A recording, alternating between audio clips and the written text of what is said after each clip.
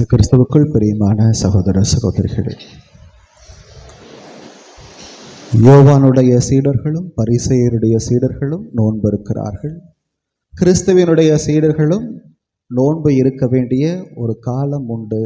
அது இந்த தவ காலம்தான். இந்த காலத்திலே கிறிஸ்துவினுடைய சீடர்கள் கட்டாய நோன்பு அனுசரிக்கணும். நாமெல்லாம் யாரு? நோன்பு அனுசரிக்கிறோமா? இன்னைக்கு நோன்பு அனுசரிச்சிங்களா? ரொம்ப சந்தோஷம். சரிங்களா? ஆக கிறிஸ்து எதிர்பார்ப்பது போல இந்த காலத்திலே, தவ காலத்திலே நாம் நோன்பை அனுசரிக்கிறோம். முதல் வாசிக்க கேட்டிருப்போம். சரிங்களா? நாம் அனுசரிக்கிற நோன்பு இறைவனுக்கு விருப்பமான ஒரு நோன்பாக இருக்குமானால் இறைவன் அதற்கான கைமாறை கொடுப்பார். நாம் அனுசரிக்கிற நோன்பு நமக்கு ஏற்புடையதாக நமது விருப்பத்திற்கேற்ப இருக்குமானால் இறைவன் அந்த கைமாறை அளிப்பதில்லை. சரிங்களா? ஆக இறைவனிடமிருந்து கைமாறு வேணும்னா நான் அனுசரிக்கிற இந்த அறச்செயல் நோன்பு, சரிங்களா, அவர் விருப்பப்படி அமைந்து இருக்க வேண்டும். அமைந்திருந்தால் அந்த நோன்புக்கேற்ற கைமாறை இறைவன் கொடுப்பார். இன்றைய முதல் வாசகத்தின் வழியாக இறைவன் நமக்கு பல்வேறு விஷயங்களை எடுத்து சொல்லுகிறார்.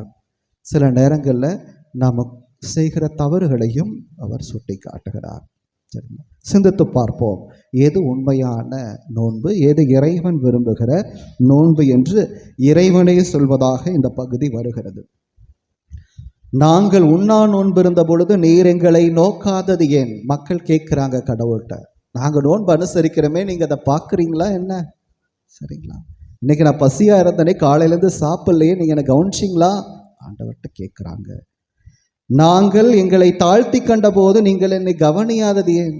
நாங்கள் ரொம்ப ஹம்பிளாக நடந்துக்கிறோம், தாழ்த்திக்கிறோம், மற்றவங்க திட்டினாலும் பொறுத்துக்கிறோம், சண்டை சஞ்சரவை போடுறதில்லை, இதெல்லாம் நீங்கள் கவனிச்சிங்களா? கடவுள்கிட்ட கேட்குறாங்க. நம்ம மனதும் சில சமயத்தில் இதை ஆண்டவரிடம் வைக்கலாம். நான் அனுசரிக்கிற நோன்பை கடவுள் பார்க்கிறாரா? அதை கவனிக்கிறாரா? கடவுள் சொல்லுகிறார், நீங்கள் நோன்பு இருக்கும் நாளில் உங்கள் ஆதாயத்தையே நாடுகிறீர்கள். நம்முடைய ஆதாயத்தை நாம் நாடுறோம் அப்படின்னு ஆண்டவர் சொல்கிறார். யோசிப்போம். நான் நோன்பு அனுசரிக்கிற போது அது எனக்கு ஆதாயம் வர வேண்டும் என்று நான் அனுசரிக்கிறேனா, அல்லது அதன் மூலம் பிறருக்கு ஏதாவது ஒரு ஆதாயம் இருக்கிறதா? உங்கள் வேலையாட்கள் அனைவரையும் ஒடுக்குகிறீர்கள்.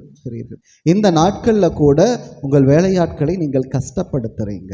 உங்களுக்கு கீழே பணிபுரிகிற பணியாளர்களை நீங்கள் என்ன பண்ணுறீங்க? கஷ்டப்படுத்தி வழக்கமான நாட்களில் செய்வது போலவே இந்த நாட்களில் அதைத்தான் செய்கிறீர்கள்.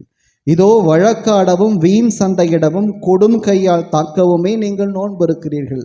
இந்த நாட்களில் கூட வழக்காட, சரிங்களா, நான் தான் பெரியவன், நான் தான் சரியானவன் என்று சண்டை சச்சரவு செய்ய, வீண் சண்டையிட, கொடும் கையால் தாக்கவுமே அடிக்கவுமே நாம் ரெடியாக இருக்கிறோம். இதுவா நோன்பு?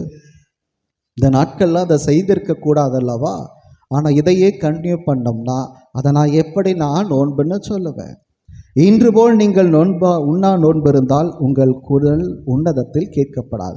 இது போல நீங்கள் நோன்பு இருந்தால் இது என்னிடம் வராது, உன்னதத்திலே கேட்கப்படாது. இந்த நோன்புகளை எல்லாம் எனக்கு பிடிச்ச நோன்புன்னு நான் சொல்ல மாட்டேன். சரிங்களா? ஆக நமது ஆதாயத்தை மட்டுமே பார்க்கிற, நமது நலனின் மட்டுமே அக்கறை கொண்டு அடுத்தவரை நாம் கஷ்டப்படுத்துகிற போது அதை நான் நோன்பு என ஏற்றுக்கொள்ள மாட்டேன், கன்சிடர் பண்ண மாட்டேன்னு சொல்கிறாரு. சரிங்களா? அப்போ என்ன செய்யணும்? ஒருவன் தன்னை ஒடுக்கி கொள்ளும் நாளையா உண்ணா நோன்பின் நாளாக தெரிந்து கொள்வது.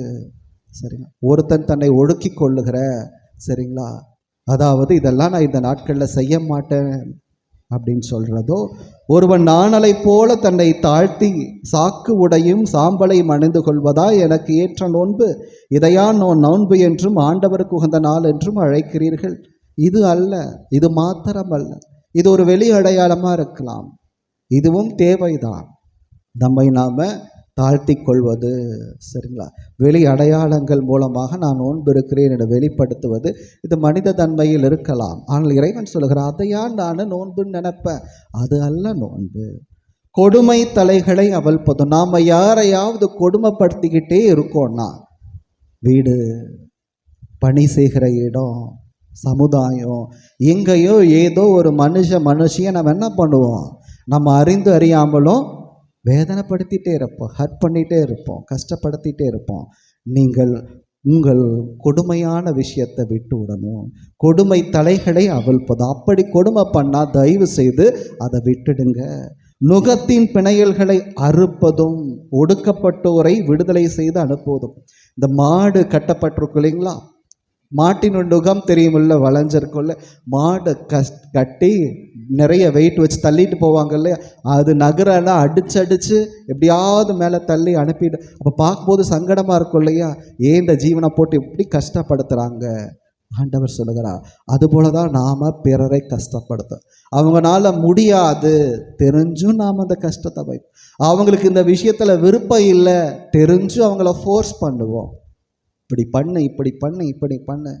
அதெல்லாம் வேண்டாம், சரிங்களா? அதை நாம் விட்டு விடணும். எவ்வகை நுகத்தையும் உடைப்பதும் அன்றும் நான் தேர்ந்து கொள்ளும் நோன்பு. சரி, நாமே நமக்குள்ள ஒரு நுகத்தை போட்டு வச்சிருப்போம். நான் இப்படி தான் இருக்கணும், இப்படி தான் இருப்பேங்கிற ஒரு கட்டுகளெல்லாம் கட்டி வச்சிருப்போம். இந்த கட்டை நாம கூட விரும்பி பிரிக்க மாட்டோம், சரிங்களா? நான் இப்படி தானே ஒரு ஸ்ட்ரிக்டாக ஒரு விஷயங்கள் வைத்திருப்போம். இது நம்முடைய சுயநலத்துக்காக நாமே கட்டி கொண்ட விஷயங்களாக இருக்கும். கொஞ்சம் அதில் தளர்வு வைத்து கொள்ளலாம், சரிங்களா? தளர்த்தி கொள்ளலாம், அந்த நுகத்தை எல்லாம் அவிழ்த்து விடலாம். இதனால் அடுத்தவங்களுக்கு நன்மை வரும் அப்படின்னா ஏன் நாம் செய்யக்கூடாது, சரிங்களா? சிந்திச்சு பார்த்து, நான் சில விஷயங்களில் அதீத கண்டிப்போடு இருக்கிறேன்னு, இது சரியா? இதனால் என்னை சார்ந்தவர்கள், என் குடும்பத்தினர், என்னோடு பணி செய்பவர்கள், எனது சமூகத்தினர் எந்த அளவுக்கு பாதிக்கப்படுறாங்கங்கிறத புரிஞ்சுக்கிட்டு அந்த கட்டுகளை எல்லாம் அவிழ்க்கணும். அப்படி அவிழ்ப்பது தானே நான் விரும்புகிற நோன்பு, சரிங்களா? பசித்தோருக்கு உங்கள் உணவை பகிர்ந்து கொடுப்பதும். நான் ஒருவேளை சாப்பிடாம இருந்தேன், என்ன நடந்துடுச்சு? சரி, ஆனால் நான் சாப்பிட வேண்டிய அந்த உணவை எடுத்து பசியோடு இருக்கிற இன்னொருத்தருக்கு கொடுத்தாதானே அது சரியாக இருந்திருக்கும். ஆக பசித்தோருக்கு உங்கள் உணவை பகிர்ந்து கொடுப்பது, தங்க இடமில்லாத வறியோரை உங்கள் இல்லத்துக்கு அழைத்து வருவது, சரிங்களா?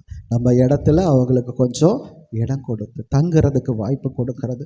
உடையற்றோரை காணும் போது அவர்கள் உடுக்க கொடுப்பதும், உங்கள் இனத்தாருக்கு உங்களை மறைத்து கொள்வாதிருப்பதுமே நான் விரும்புகிற நோன்பு. நம்மிடம் உதவி என்று வருகிற நமது இனத்தார், நமது சொந்தக்காரங்க, அவங்களிடம் எங்கிட்ட இல்லை அப்படின்னு சொல்லி ஒதுங்கி கொள்வது, மறைத்து கொள்வது அல்ல, சரிங்களா? அது தவறு. அப்படிப்பட்ட நோன்பு நோன்பு அல்ல. நாம் நம்மை அவரிடம் வெளிப்படுத்தி நம்மளால் முடிஞ்ச நல்ல காரியங்களை, இரக்க செயல்களை, அறச்செயல்களை, உதவிகளை நாம் கட்டாயம் செய்யணும். இதுதான் நான் விரும்புகிற நோன்பு. சற்று சிந்திச்சு பார்ப்போம். நான் எனக்கு பிடிச்ச நோன்பை நான் செய்யணுமா, அல்லது கடவுளுக்கு பிடிச்ச நோன்பை நான் செய்யணுமா?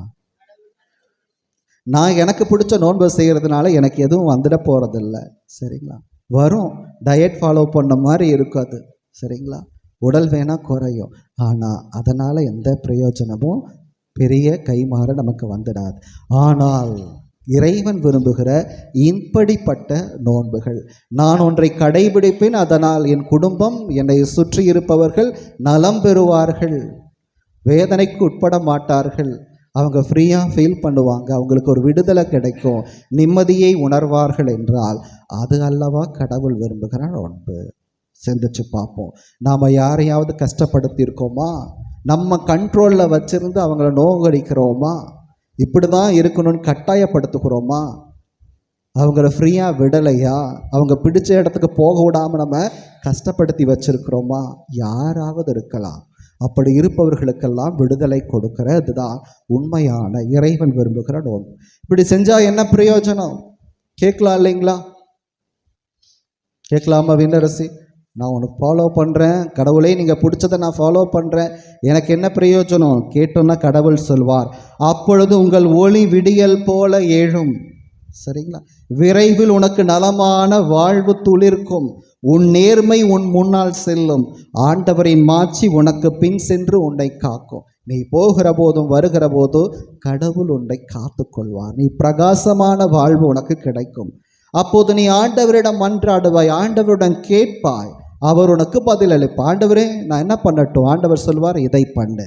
உடனடியான ரெஸ்பான்ஸ் கிடைக்கும். நம்ம கேட்டுக்கிட்டே இருக்கோம், ஆண்டவரை கேட்டுச்சானே தெரியலையே, ஆண்டவர் எதுவும் பதில் கொடுக்கலையே. அல்ல, நீ கேட்கிற போது உடனடியான பதிலை ஆண்டவர் கொடுப்பார். இரண்டாவது, நீ கூக்கரலிடுவாய், அவர் இதோ நான் என மறுமொழி சொல்வார். ஆண்டவரே கஷ்டமா இருக்கு, ஆண்டவர் நான் இருக்க, எதுக்கு கஷ்டப்படுற? இமீடியட்டா ஆண்டவர் சொல்வார், உடனடியாக பதில் கொடுப்பார், மறுமொழி கொடுப்பார், ரெஸ்பாண்ட் பண்ணுவார். சரி, இதுவே மிகப்பெரிய ஆசீர்வாதம். எதை செய்தால்? நான் ஆண்டவருக்கு பிடிச்ச நோன்பை அனுசரித்தாள். சரிங்களா? ஆக இப்படிப்பட்ட நோன்பை தான் இந்த தவ காலத்தில் நாம் அனுசரிக்கணும். சிந்திச்சு பார்ப்போம், எனக்கு பிடித்த நோன்பா, இறைவனுக்கு பிடித்த நோன்பா? சீக்கிரம் முடிஞ்சு சொல்லுங்க. ஓகே, எனக்கு பிடிச்ச நோன்பல்ல, இறைவனுக்கு பிடிச்ச நோன்பு. எனக்கு பிடிச்ச நோன்பையே நான் அனுசரித்தால் எனக்கு எந்த கைமாறும் வரப்போவதில்லை. கடவுளுக்கு பிடிச்ச நோன்பை அனுசரித்தால் நிச்சயம் கடவுள் அதற்கேற்ற கைமாறை கொடுப்பார். நிறைவான ஆசிரை இறைவன் உங்களுக்கு தந்து ஆசீர்வதிப்பாராக. ஆமென்.